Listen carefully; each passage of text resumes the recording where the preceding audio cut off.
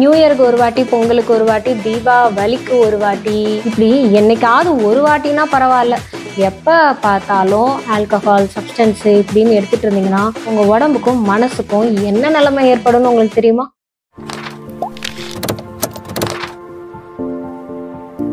Side கேப்ல psychology கத்துக்கலாமா? Entertainment psychology பத்தி தெரிஞ்சுக்கலாம் வாங்க. இன்னைக்கு வீடியோக்குள்ள போறதுக்கு முன்னாடி அனைவருக்கும் இனிய புத்தாண்டு நல்வாழ்த்துக்கள். என் தலையை பார்த்தாலே உங்களுக்கு தெரிஞ்சிருக்கும், கலர் கலரா இருக்கு பாத்தீங்களா? அதே மாதிரிதான் இந்த வருஷம் ஃபுல்லா உங்க எல்லாருக்குமே கலர் கலரா கலர்ஃபுல்லான நியூ இயரா அமையணும்னு நானும் ப்ரேயர் பண்ணிக்கிறேன். ஆமா, இந்த நியூ இயர் அன்னைக்கு ஜான்வரி 1 புத்தாண்டு முதல் நாள் என்ன பண்றோமோ அதுதான் வருஷம் ஃபுல்லா நடக்கும் அப்படின்னு நினைச்சிட்டு இருக்கீங்களே. ஆனா நிறைய பேர் நியூ இயர் அன்னைக்கு தான் அந்த புத்தாண்டை வரவேற்கிறதுக்காக பப்புக்கு போறது, கிளப்புக்கு போறது, பார்ட்டி பண்றது, ஆல்கஹால்குள்ள அவங்க தண்ணியா கலந்து போறது, இந்த மாதிரி எல்லாம் பண்றாங்களே. அப்ப வருஷம் 365 நாளும் தண்ணியும் சரக்கும் சப்ஸ்டன்ஸுமா இருப்பாங்களா? இதுக்கு மட்டும் எப்படி அதெல்லாம் ஒரு நாள் தான், அது இப்படிலாம் கிடையாது, ஜஸ்ட் ஃபார் ஃபன், ஜாலிக்காக அப்படின்னு சொல்லி தெளிவா கிளியரா இருக்கீங்கல்ல. ஸோ அதே மாதிரி வருஷம் ஃபுல்லா அப்பப்போ எப்பயாவது ஒரு வாட்டி நீங்க சோஷியல் ட்ரிங்க், சோஷியல் கேதரிங்காக ஆல்கஹால் எடுத்துக்கிறது ஓகே தான். அதுவும் உங்களோட உடல் நலத்துக்கும் மனநலத்துக்கும் கேடு தான். பட் இருந்தாலும் நீங்க ஒரு ஃபன்னுக்காக அப்படின்னும் போது லிமிட்டடா உங்க கண்ட்ரோல்ல எடுத்துக்கிறது ஜாலிக்குன்னு சொல்லலாம். இந்த ஆல்கஹாலை காட்டிலையும் சப்ஸ்டன்ஸ் பயங்கரமான பிரச்சனையை கொண்டு வந்து விடும். உடம்புக்கு ஏற்படுற பிரச்சனைகள், சில பேர் சொல்லுவாங்க, எனக்கு ஃபேமிலியில பிரச்சனை, எங்க அம்மா அப்பா என் கூட சண்டை போட்டுட்டே இருக்காங்க, எனக்குன்னு ஒரு லவ்வர் அமைஞ்சாங்க, அந்த லவ்வர் கூட எப்போ பார்த்தாலும் பிரச்சனையாவே தான் இருக்கு, இந்த கல்யாண லைஃப் சரியில்லைங்க, குழந்தைங்க பிறந்துச்சு, அந்த குழந்தைங்கனால எனக்கு டார்ச்சராகவே தான் இருக்கு அப்படின்னு பக்கெட் லிஸ்ட் மாதிரி லிஸ்ட் அடுக்கிட்டே போவாங்க. இந்த சப்ஸ்டன்ஸ் ட்ரக்ஸ் எடுக்கிறதுக்கு காரணம்னு கேட்டிங்கன்னா எக்கச்சக்க காரணம் சொல்லிட்டே இருப்பாங்க. ஆனா கொஞ்சமா நீங்க நினைச்சு பாத்தீங்களா, இந்த காரணங்கள் நீங்க தேடி கண்டுபிடிச்சு உங்களோட அந்த செல்ஃப் எஸ்கேபிசம், அந்த பிரச்சனையை சால்வ் பண்ண முடியல, அதை எப்படி நீங்க ஓவர்டேக் பண்ணணும் அப்படின்றதுக்கு வழிமுறைகளை நீங்க எடுக்கல, அதுக்கு ஈஸியா எஸ்கேபிசமா தானே நீங்க இந்த ட்ரக்ஸையும் ஆல்கஹாலையும் ஒரு ஆப்ஷனா தேடி போறீங்க. ஸோ நிறைய பேர் வாழ்க்கையில பிரச்சனையாகி, இல்லை என்னோட லைஃப்ல சின்ன வயசுல இருந்து கஷ்டம் கஷ்டம் அப்படின்றவங்கலாம் பெரிய ஸ்டார் ஆகி ஒரு ஸ்டேஜ்ல மைக்கு பிடிச்சிட்டு நான் எவ்வளோ கஷ்டப்பட்டேன், இப்போ நான் நல்ல நிலைமையில இருக்கேன்னு சொல்ற ஆட்களும் உண்டு. நான் எவ்வளோ கஷ்டப்பட்டேன், என் வாழ்க்கை ஃபுல்லா கஷ்டத்தோடையே கஷ்டமாவே நான் செத்துட்டேன் அப்படிங்கிற வரலாறும் உண்டு. இது ரெண்டு பாதையில நீங்க எந்த பாதையை நீங்க சூஸ் பண்ண போறீங்கன்றத முடிவு பண்ணிக்கோங்க. சில பேருக்கு என்னன்னா செல்ஃப் ஹாப்பினஸ் அதிகமா இருக்கும், யூஃபோரியான்னு சொல்லுவோம். அதாவது என்னன்னா தானா நடக்கிற ஒரு ஹாப்பினஸ், இல்ல ஒரு என்டர்டைன்மெண்ட் ஃபங்க்ஷன் நடக்குது, இல்ல ஒரு நல்ல விஷயங்கள் வீட்டுல நடக்குது, ஒரு ப்ரொமோஷன் ஆகுது, இதனால சந்தோஷம் அப்படிங்கிறத தாண்டி அவங்களாம் ஒரு ஹாப்பினஸை கிரியேட் பண்ணிக்குவாங்க, ஒரு ஃபேக்கா நான் ஹாப்பியா இருக்கேன் அப்படிங்கிற மாதிரி. அண்ட் இன்னும் ஒரு சில பேர் என்னன்னா நம்மளோட செல்ஃப் ஹாப்பினஸ் தான் முக்கியம்னு சொல்லிட்டு ஃபேமிலியை கவனிக்கவே மாட்டாங்க. ஸோ இந்த பார்ட்டி பண்றது, கிளப்புக்கு போறது, இதெல்லாமே எனக்கா ஒரு நாள் இருந்தா பரவாயில்ல, ஆனா 365 நாளும் எப்பவுமே காலையில எந்திரிச்சா நான் குடிக்க போகணும், இல்ல ராத்திரி ஆனா 6 மணி ஆனா என்னோட வேலை அந்த மாதிரிங்க, உடம்பு வலிக்குது, ஸோ அதனால ஒரு டானிக் மருந்து, ஸோ அந்த ஆல்கஹாலை ஒரு மருந்தா எடுத்துக்கிறேன் நான் அப்படின்லாம் கதை சொல்லுவாங்க. நீங்க எந்த கதை சொன்னாலுமே அது உங்க மனநலத்தையும் சேர்ந்துதான் பாதிக்கும். டிப்ரெஷனுக்குள்ள போயிட்டேன், எனக்கு ஆங்ஸைட்டியா இருக்கு, எனக்கு ரொம்ப மனசு கவலையா இருக்கு, இந்த ஆல்கஹாலை ஒரு பெக் எடுத்துக்கிட்டாதான் எனக்கு கொஞ்சம் ஒரு தெம்பு கிடைச்ச மாதிரி இருக்கு அப்படின்னு சொல்லிட்டு இருக்கீங்களா?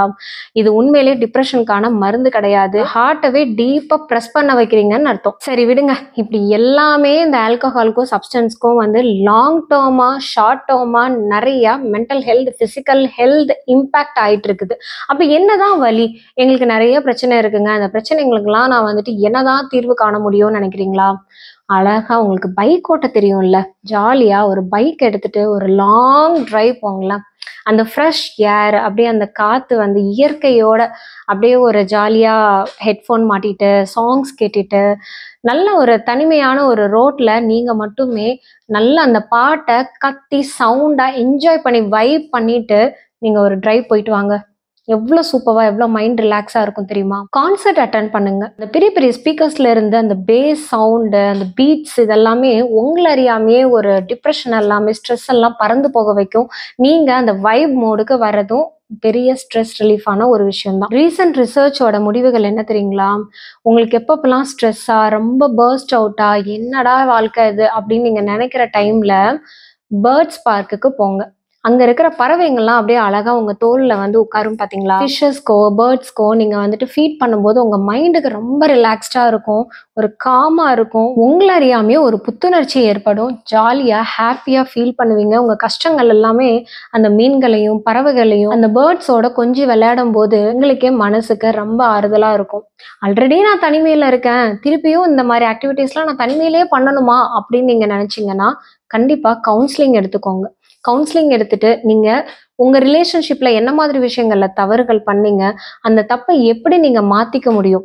நான் நிறைய பேர் பண்ற விஷயம் என்ன தெரியுமா, நான் கரெக்டா தான் இருக்கேன், என்னோட பார்ட்னர் தான் இப்படி எல்லாம் பண்றாங்க அப்படின்னு சொல்லி தன்னோட தவறை எப்பவுமே செல்ஃப் ரியலைசேஷன் பண்ணவே மாட்டாங்க. அதனாலதான் குடும்பத்திலயும் சரி ரிலேஷன்ஷிப்ல லவ்வர்ஸ்குள்ள கூட நிறைய பிரேக்கப்ஸ் அண்ட் பிரச்சனைகள்லாம் ஏற்படுது.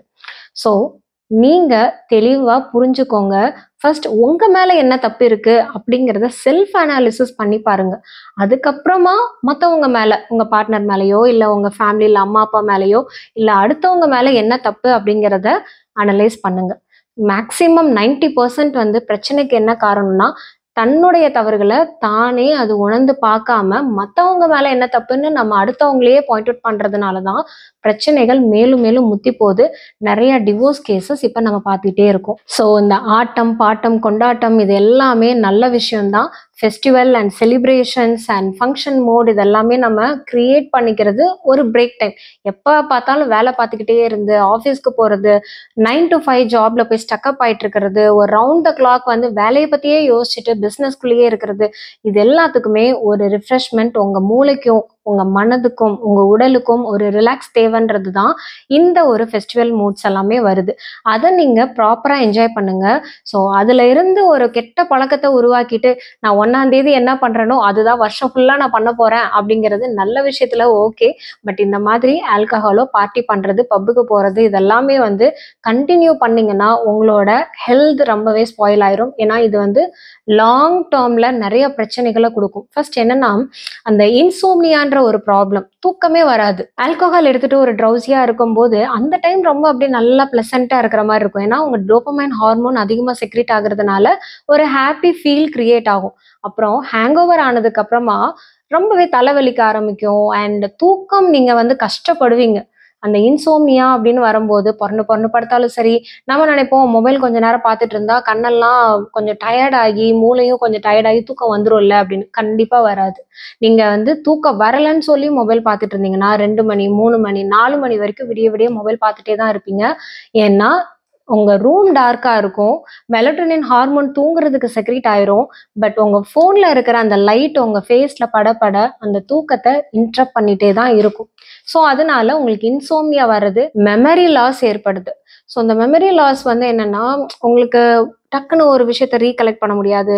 நல்லா தெரிஞ்ச ஒரு இதா இருக்கும். ஒரு சிம்பிளா சொல்ல போனா காலையில என்ன பிரேக்ஃபாஸ்ட் சாப்பிட்டீங்கன்னு நைட்டு கேட்கும்போது ஐயோ காலையில என்ன சாப்பிட்டோம், அது நேத்து காலையிலையா இன்னைக்கு காலையிலையா ஒன்றும் புரியலையேன்ற ஒரு கன்ஃபியூஸ்டு ஸ்டேட்லயே தான் எப்பவுமே இருப்பீங்க. அதுவும் இல்லாம டெசிஷன் மேக்கிங் எடுக்கவே முடியாது. ஒரு சின்ன சின்ன விஷயத்துல கூட வந்து தடுமாற்றம் அதிகமா இருக்கும். ப்ராப்பரா உங்களால திங்க் பண்ண முடியாது, குவிக்கா டிசைட் பண்ண முடியாது. ஓவர் திங்கிங் அதிகமா இருக்கும். அதாவது ஓவர் திங்கிங் வந்து நெகட்டிவான விஷயங்கள்ல ஓவர் திங்கிங் அதிகமா இருக்கும். கண்ணுக்கு கீழே டார்க் சர்க்கிள்ஸ் வர்றது இதெல்லாமே கொஞ்சம் கொஞ்சம் சிம்டம்ஸ் இன்க்ரீஸ் ஆயிட்டே போயிட்டு கடைசியில டோட்டலாவே லாங் டேர்ம் கிரானிக் டிப்ரெஷனுக்குள்ள ஆளாயிருவீங்க. என்ன காரணம்னே தெரியல, ஏதோ ஒன்று கவலையாவே இருக்கே, மூடட்டாவே இருக்கே, ஏதோ ஒன்று எனக்கு என்னமோ ஒன்று இழந்துட்ட மாதிரியே இருக்கே அப்படின்னு ஏதோ ஒன்று தான் சொல்லுவீங்க. ப்ராப்பர் ரீசனே இல்லாம டிப்ரெஷனுக்குள்ள தவிச்சிட்டு தான் இருப்பீங்க. ஸோ இதெல்லாம் வேண்டாம். ஜாலியாக உங்கள் லைஃப் இஸ் ஒன்ஸ். அந்த வாழ்க்கைக்கு அந்த ஒரு லைஃபுக்கு வேல்யூ கொடுங்க. இன்னைக்கு இருக்கோம், நம்ம நாளைக்கு என்ன ஆக போகிறோம், ஸோ அதனால இன்னைக்கு இருக்கிற வரைக்கும் எப்படி வேணால் வாழ்ந்துட்டு போகலாம் அப்படின்னு நினைக்காம உங்களோட goals and short term goals long term கோல்ஸை கிளியராக செட் பண்ணிட்டு இந்த புத்தாண்டு அன்னைக்கு இந்த நியூ இயர் அன்னைக்கு கலர்ஃபுல்லாக ஜாலியாக ஹாப்பியாக என்ஜாய் பண்ணுங்க. லோன்லியாக இருக்கீங்க, கஷ்டமாக இருக்குது அப்படின்னும் போது ஒரு ஹோம்க்கு போங்க, ஆர்ஃபனேஜ்க்கு போங்க. அங்கே இருக்கிற சில்ட்ரன் ஹோமில் போயிட்டு உங்களால் முடிஞ்சது ஏதாவது ஒரு கான்ட்ரிபியூட் பண்ணிட்டு ஒரு பிஸ்கட் பேக்கெட்ஸ் அவங்களுக்கு கொடுங்க, இல்லை ஒரு பிரியாணியோ இல்லை அவங்களுக்கு என்ன தேவையோ ட்ரெஸ்ஸஸ் கொடுங்க. ஒரு பார்ட்டி பண்ணுறதுக்கு சோஷியல் கேதரிங்க்கு எவ்வளோ ஸ்பெண்ட் பண்ணுறீங்க, அதுலேருந்து கொஞ்சம் மட்டும் நீங்கள் இந்த மாதிரி சோஷியல் ஆக்டிவிட்டீஸில் உங்களுக்கு உங்கள் மன நிம்மதியை தேடி ஒரு ஆர்ஃபனேஜில் போய் அந்த பசங்களோட விளையாண்டுட்டு ஒரு ½ an hour டைம் ஸ்பெண்ட் பண்ணிட்டு வாங்களேன். லைஃபோட வேல்யூ உங்களுக்கு புரியும். எத்தனை பேர் அம்மா அப்பா இல்லாமல் கஷ்டப்படுறாங்க, எத்தனை பேரண்ட்ஸ் தான் பிள்ளைங்க வந்துட்டு ஃபாரின்ல அவ்வளோ சூப்பராக செட்டில் ஆயிட்டாங்க, ஆனால் பேரண்ட்ஸை ஓல்டேஜ் ஹோமில் சேர்த்து விட்டுருக்காங்க.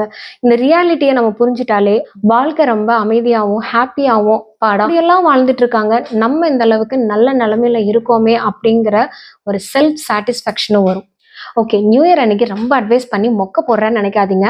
எனக்கு அட்வைஸ் பண்ண பிடிக்காது. This is my kind suggestion. உங்களுக்கு பிடிச்சதை எடுத்துக்கோங்க, பிடிக்காததை அப்படியே டஸ்ட்பின்ல போட்டு போயிட்டே இருங்க. Take care of your mental health. Tata, bye by.